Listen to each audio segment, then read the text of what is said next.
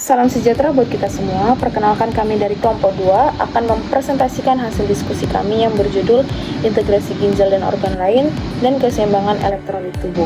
Sebelumnya kami sangat berterima kasih kepada dosen pengampu Ibu Apoteker Mira Febrina Magister Sains yang telah memberikan kami kesempatan untuk bisa mempresentasikan hasil diskusi kami. Sebelumnya, perkenalkan, nama saya Evi Cynthia Uli tambah dengan NIM 220110 sebagai moderator. Di sini saya tidak sendiri, saya bersama rekan-rekan saya. Yang pertama ada Damelia Rahmah Oktaviani dengan NIM 220110. Selanjutnya ada Kairunisa Nandika dengan NIM 220118. Ya, selanjutnya ada Era Manisa Putri dengan NIM 220109. Selanjutnya ada Levina Ananta dengan NIM 220111. Selanjutnya ada Rizka Lutfia Ananda Putri dengan NIM 220133.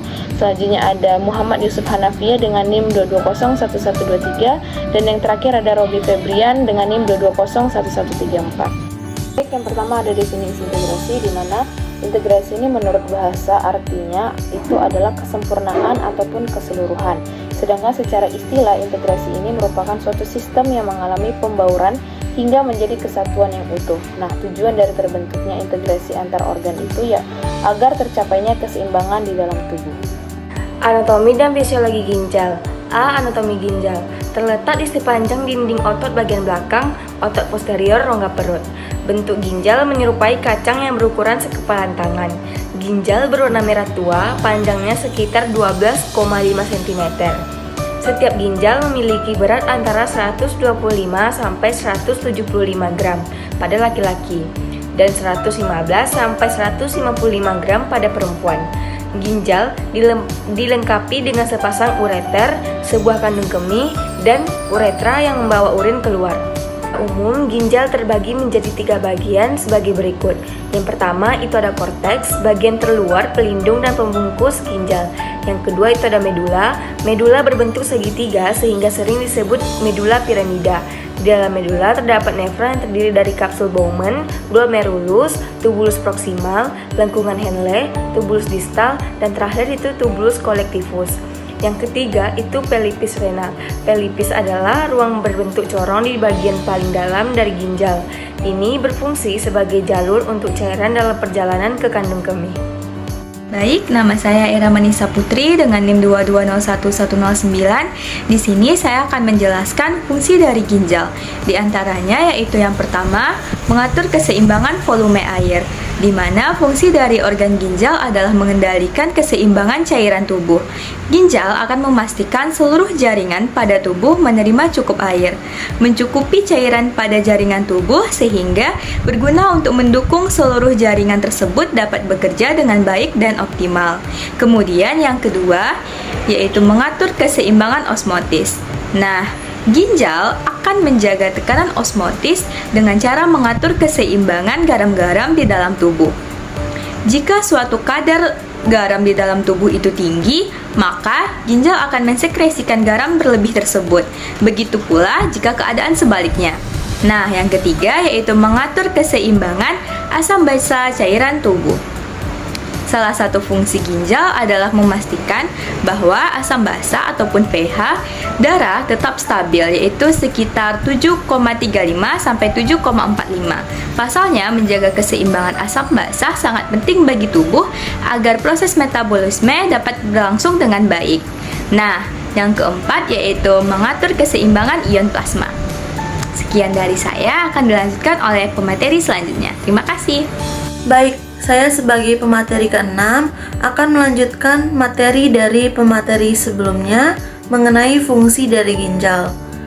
Poin kelima, mempunyai fungsi hormonal karena menghasilkan hormon renin dan eritropoietin. Artinya, berperan penting dalam menjaga keseimbangan tekanan darah dan produksi sel darah merah di dalam tubuh. Renin ini membantu mengatur tekanan darah dengan mengontrol kadar air dan garam di dalam darah. Sedangkan eritropoietin ini merangsang pembentukan sel darah merah di sumsum tulang. Selanjutnya, ginjal berfungsi sebagai fungsi utama dari metabolisme dengan membentuk urin sebagai bentuk dari penyaringan darah dan dari zat tak terpakai dan dapat membahayakan tubuh. Artinya, proses ini membantu menjaga keseimbangan air, elektrolit, dan produk sisa dari dalam tubuh untuk mempertahankan kondisi internal dan optimal. Sekian dari saya. Dilanjutkan oleh pemateri berikutnya. Baik, selanjutnya mekanisme integrasi ginjal dengan organ lainnya. Yang pertama yaitu integrasi ginjal dan usus, yang kedua integrasi ginjal dan tulang, yang ketiga integrasi ginjal dan kulit, yang keempat integrasi ginjal dengan hati dan paru-paru, yang kelima integrasi ginjal dan jantung. Ya, yang pertama yaitu integrasi ginjal dan usus. Ginjal mengubah vitamin D menjadi bentuk yang lebih aktif yang disebut kalsitrol. Kalsitrol inilah yang membantu usus menyerap kembali maupun melepas kalsium yang beredar di dalam sirkulasi darah. Integrasi ginjal dan tulang. Ginjal menghasilkan hormon eritroprotein yang merangsang tulang agar memproduksi sel darah merah. Interaksi ginjal dan kulit. Kulit adalah organ. Selanjutnya, interaksi ginjal, paru-paru, dan hati. Bekerja sama dalam mengontrol tekanan darah. Ginjal memproduksi hormon renin, paru-paru menghasilkan enzim mengubah angiotensin atau yang dikenal dengan ACE, sedangkan hati menghasilkan angiotensinogen. Selanjutnya, interaksi ginjal dan jantung. Interaksi ginjal dan jantung memproduksi hormon atrial natriuretik peptid atau ANP yang menghambat ginjal dalam melakukan penyerapan kembali elektrolit natrium dan kalium. Terima kasih. Selanjutnya ialah integrasi ginjal dalam keseimbangan elektrolit dan cairan tubuh. Yang pertama itu jenis-jenis dan pengaturan keseimbangan cairan tubuh. Cairan tubuh ini terdiri dari dua kompartemen cairan tubuh, yaitu ruang intraseluler dan ruang ekstraseluler. Kemudian jenis-jenis dan fungsi elektrolit tubuh. Di dalam tubuh ini ada darah, urin, jaringan tubuh, dan cairan tubuh kita lainnya terdapat zat yang bernama elektrolit. Elektrolit ini merupakan mineral yang membawa muatan listrik, contohnya kalsium, klorida, magnesium, fosfat, kalium, dan natrium. Selanjutnya, gejala pada gangguan elektrolit.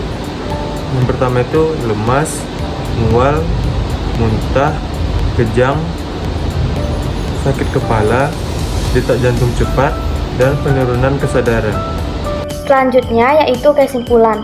Integrasi merupakan suatu sistem yang mengalami pembauran hingga menjadi kesatuan yang utuh. Jika dikaitkan dengan tubuh, organ-organ di dalam tubuh akan membentuk suatu sistem di mana organ satu dapat membantu atau mempengaruhi kerja dari organ lain. Tujuan dari terbentuknya integrasi antara organ yaitu agar tercapainya keseimbangan di dalam tubuh. Selanjutnya kesimpulan. Fungsi ginjal itu meliputi mengatur keseimbangan volume air, mengatur keseimbangan osmotik, mengatur keseimbangan asam basa cairan tubuh, mengatur keseimbangan ion plasma, mempunyai fungsi hormonal karena menghasilkan hormon renin dan eritropoietin, dan mempunyai fungsi utama metabolisme dengan membentuk urin sebagai bentuk dari penyaringan darah dari zat tak terpakai yang dapat membahayakan tubuh.